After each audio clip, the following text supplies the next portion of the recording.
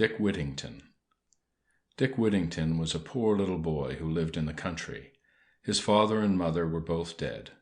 Poor little Dick was always willing to work, but sometimes there was no work for him to do, so he often had nothing to eat. Now Dick was a bright boy. He kept both ears open to hear what was said around him. He had heard many times about the great city of London.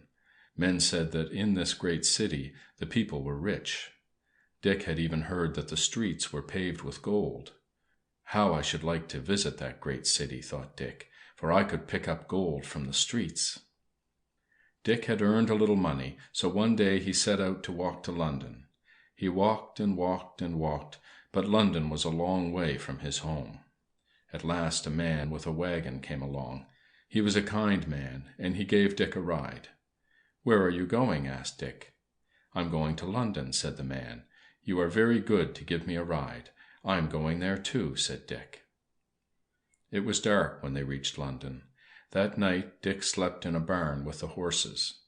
The next morning he looked for the golden stones in the streets. He looked and looked, but he could only find dust and dirt. There were many, many people in London, and Dick thought that he could soon find something to do.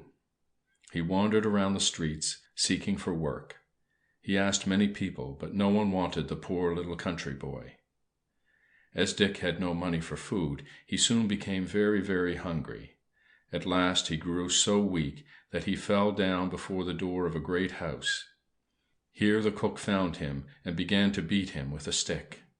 "Run away, you lazy boy," she cried. Poor Dick tried to rise, but he was so faint from want of food that he could not stand. Just then the owner of the house, Mr. Fitzwarren, came up. He took pity on the poor boy and ordered the cook to give him some food.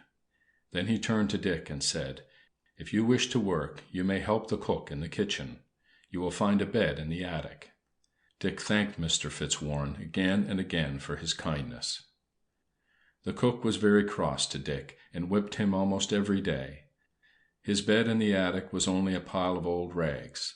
He soon found that there were many rats and mice in the attic. They ran over his bed and made so much noise every night that he could not sleep. "I wish I had a cat," thought Dick, "for she could eat up these rats and mice." One day Dick earned a penny by blacking a man's shoes. "I will try to buy a cat with this penny," thought Dick. So he started out and soon met a woman with a large cat. "Will you sell me that cat?" said Dick. "I will give you this penny for her." "You are a good boy," said the woman, "and you may have the cat for a penny, for I know you will treat her kindly." That night Dick's bed was free from rats, and Miss Puss had a good supper. Dick began to love his cat dearly. Now Mr. Fitzwarren had many ships which sailed to distant lands. When a ship sailed, Mr. Fitzwarren let everyone in his house send something on it.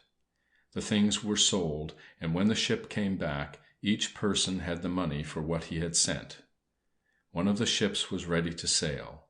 Everyone in the house except Dick had sent something. "What is Dick going to send in the ship?" said Mr. Fitzwarren. "Oh, that boy has nothing to send," said the cross cook. "It is true," said poor Dick. "I have nothing but my dear cat." "Well, then you must send your cat," said Mr. Fitzwarren. How lonely poor Dick was without Puss! The cook made fun of him for sending a cat on the ship. At last Dick became so unhappy that he made up his mind to run away. He started early in the morning, before anyone in the house was up. He had gone but a short way when he heard the sound of the great 6 bells of Bow. As they rang, ding dong, ding dong, they seemed to say, "Turn back, Whittington, Lord Mayor of London." "It is strange that the bells should speak to me," said Dick. "But if I am to be Lord Mayor of London, I will gladly turn back." So he ran back to the house of Mr. Fitzwarren. "I hope they have not missed me," said Dick, as he gently opened the door and stole softly in. Dick's cat was taken across the ocean. The ship sailed and sailed until at last it came to a distant country. Now the king and queen of this country were very rich. When the captain was asked to show his goods before them, he was very glad indeed to do so. The king and queen first gave the captain a great feast. Gold and silver dishes filled with food were brought in. When these dishes were placed upon the table, an army of rats came out. There were white rats, and black rats, and brown rats, and big rats, and little rats. At once they fell upon the food and ate it nearly all up. "Why do you let the rats do this?" asked the captain. "Alas, we cannot help ourselves," said the king. "I would give half my kingdom to be rid of them." Then the captain thought of Dick Whittington's cat. "I have an animal which will rid you of them," said the captain. "Pray bring it in at once," said the queen. What fun Dick's cat had killing the rats and mice in the king's palace!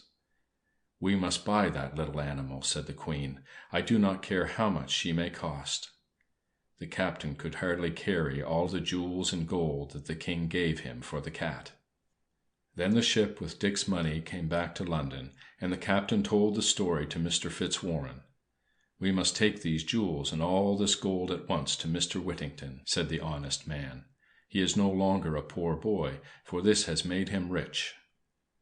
They found Dick in the kitchen, blacking the stove. "Come with me at once into the parlor," said Mr. Fitzwarren.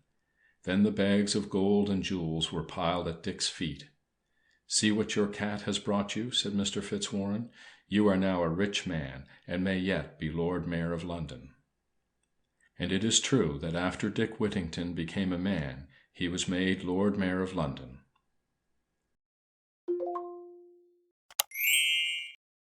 TCH generally has the same sound as CH. CH usually follows vowels having the long sound, while TCH usually follows vowels having the short sound. Each, teach, peach, reach, speech, bleach, screech, leech, breach, beach, coach, roach, poach, broach, preach, fetch, stretch, itch, botch, notch, blotch, catch, sketch, crutch, pitch, latch, batch, snatch, ditch, match, hatch, patch, hutch, twitch, clutch, switch, witch, stitch, scratch, flitch. Want more vocabulary and stories like these? Click on this. Or if you just want vocabulary, check out these.